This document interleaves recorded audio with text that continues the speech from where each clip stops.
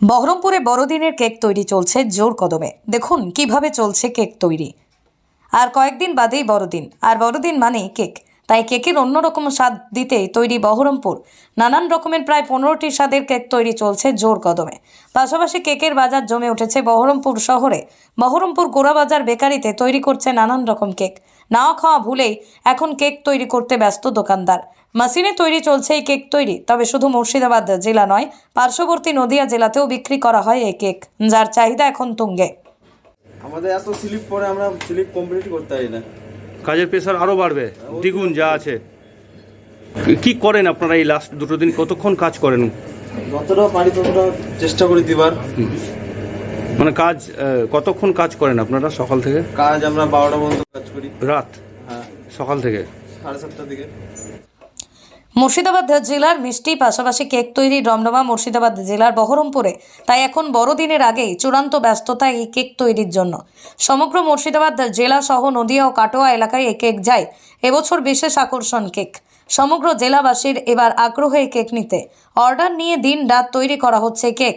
পাইকারি অর্ডার নিয়ে এই বছর অন্যান্য বছরের থেকেই বেশি ব্যবসা করা হচ্ছে বলেই দাবি ক্রেতাদের। তাই এখন চূড়ান্ত ব্যস্ততা তুঙ্গে কারিগরদের। ডিসেম্বরের ঠান্ডা পড়তেই কেক কেটে সেলিব্রেশন করবেন ছোট থেকে বড় সকলেই। ফলে এই কেকের চাহিদা এখন তুঙ্গে। ছোট থেকে বড় সমস্ত ধরনের কেক তৈরি হচ্ছে জোর কদমে।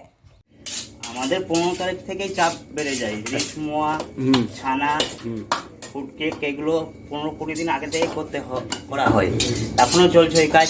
আর আমাদের ফেস ক্রিম 5-7 দিন আগে থেকে কাজ চালু হয়েছে। এখনো করছি।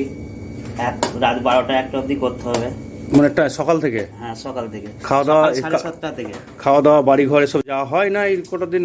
এখানেই থেকে যাই, আবার সকালে উঠে কাজে নিয়ে যাই। আচ্ছা।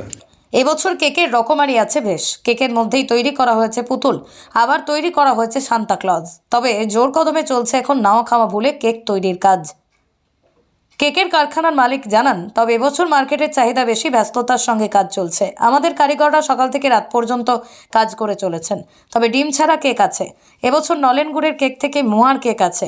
প্রায় 15টি রকমের নানান কেক তৈরি করা হয়ে থাকে। আমাদের কেক নদিয়া জেলা সহ গোটা মুর্শিদাবাদ জেলার সমস্ত জায়গায় চাহিদাও বেশ ভালো। সকাল 7টা থেকে রাত 12টা অবধি কাজ করছি।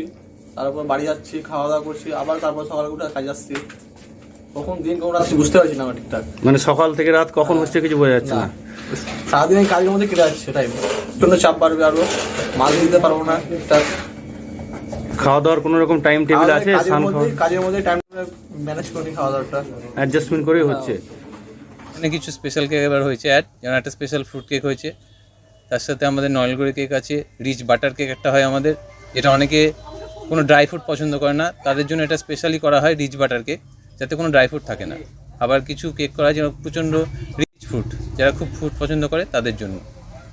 মুর্শিদাবাদ থেকে কৌশিক অধিকারীর রিপোর্ট, লোকাল 18 বাংলা।